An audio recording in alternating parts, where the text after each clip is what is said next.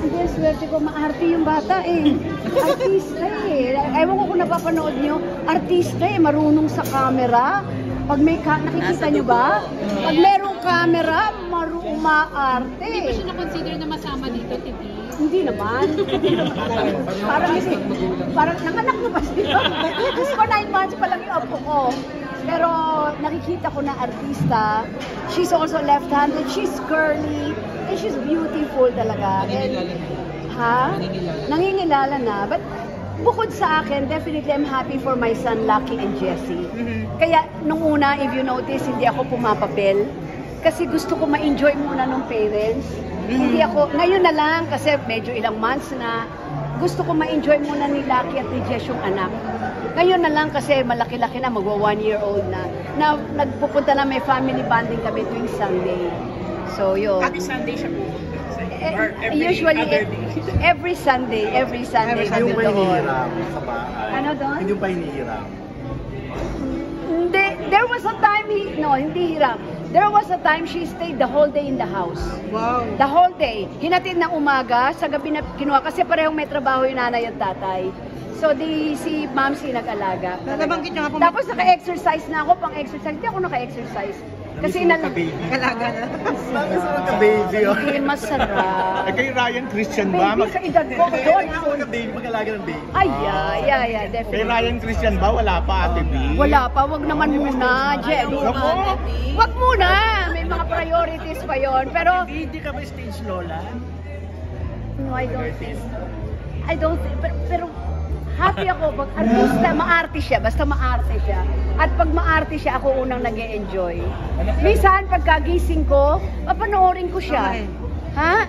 At nakaka-good vibes, papanoorin ko yung ano niya. Oo, yung pag bumingit, tumatawa siya. Natatanggal ang pagod ko, napapositive yung araw ko talaga. So right now ba, TV, may mga offers na magsama man na kayo sa commercials? Meron! Pero hindi ko pa pwedeng sabihin. Alam niya, good. Kasi, I'm sorry? Long weekend po, may parating na long weekend. Okay. We're leaving tomorrow. Mag-Hong Kong lang kami for a while. With dinner. With the family. At kasama sila. Kasama sila at yung apo ko. Yeah, parang party na rin ng parang parang parte na rin ng birthday celebration ko. In 5 days. Umalis sa TV ng Always, basta tuwing birthday ko. Tuwing birthday ko.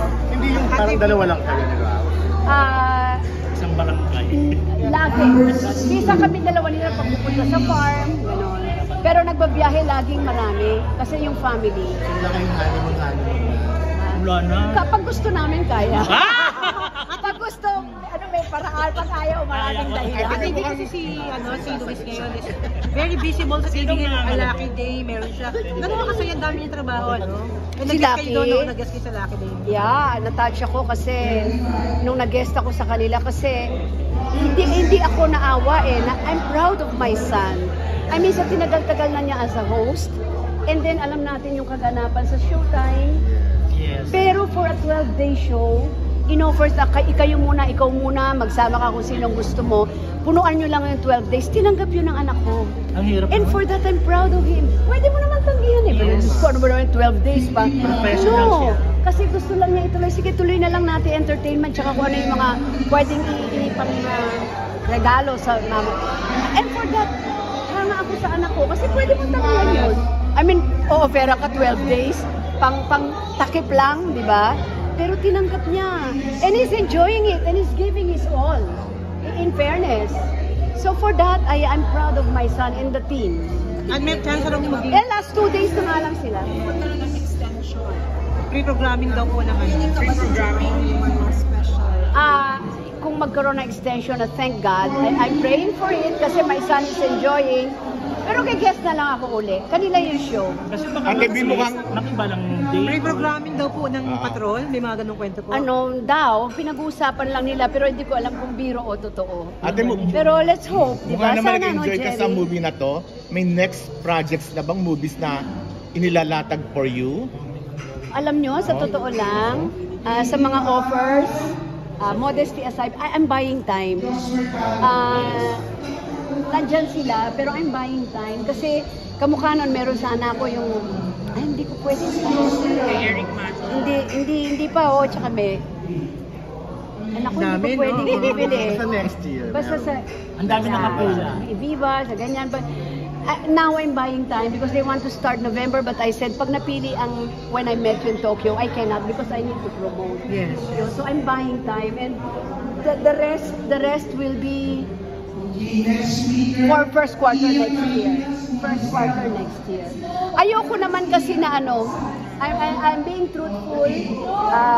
Ayoko naman paguri na yung sarili ko. Alam mo yun? Tama po yun. Gagawin ko na lang yung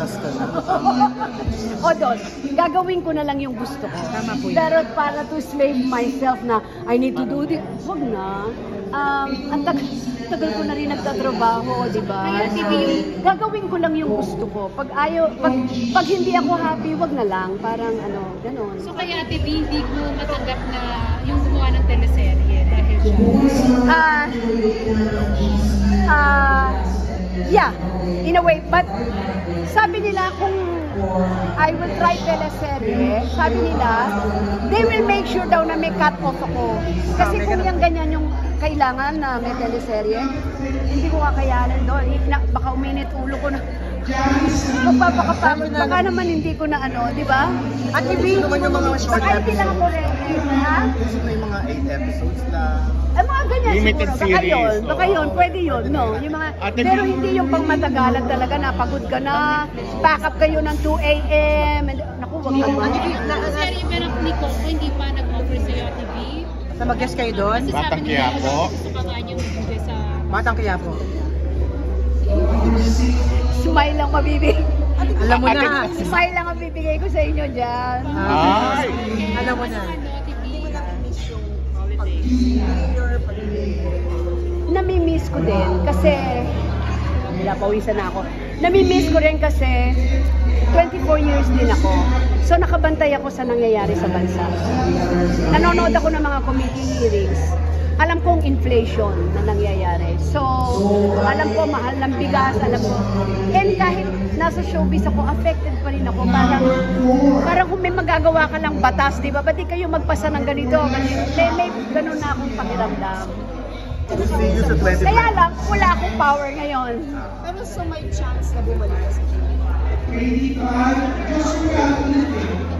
They want me to go back sa pagiging congresswoman. Siguro mag-2020. Ipababa mo yung presyo ng sine pagbalik mo. Alam mo, nung mayor ako ng Lipa, nagawa ko na yan. Gumawa ako ng local ordinance nung mayor ako ng Lipa. From 30% yung, anong tax to? Yung tax ng... Excise? Ay, hindi. Amusement tax. Gumawa ako ng ordinansa nung mayor ako ng Lipa from 30% to 15%. Kalahati.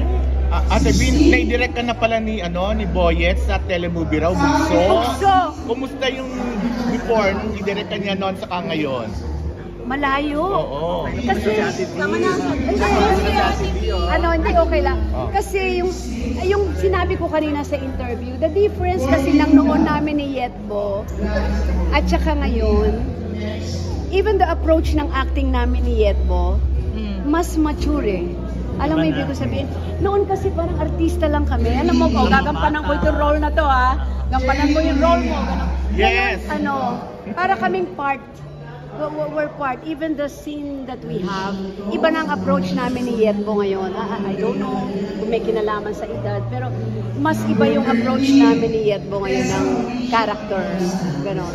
At even last question na lang, alam kong feeling na natapos na yung problema kinaharap ni Luisa now everything is part of us. Yeah. Ano pong pakiramdam ngayon? Well, naging same name niya. Definitely. Melba, walang pinakamasaya kundi ang nanay. Kasi in the first place, wala nakakaalam sa ugali ng anak ko kundi ako. Alam mo, talagang biniktima siya, ginamit siya kasi siya yung celebrity. Yes. Pero actually, biktima ang anak ko. Kaya nung may mga tumitira-tira sa kanya, sabi ko, hindi nyo kilala ang anak ko, wala kayong karapatan magsalita ng ganyan. And I thank God. at least na-dismiss yung kaso. Alam nilang hindi si Lucky. Hindi ganun ang anak ko. Tumutulong nga anak ko di ba? Ba't siya mang-iisa, tumutulong nga siya, di ba? So nagamit siya, di ba? Nung lumalaki na si Lucky, gusto niya Luis na, di ba? Ayaw nang patawag na Ay, Lucky. hindi. Pag sa akin, gusto niya Lucky. Pag sa akin.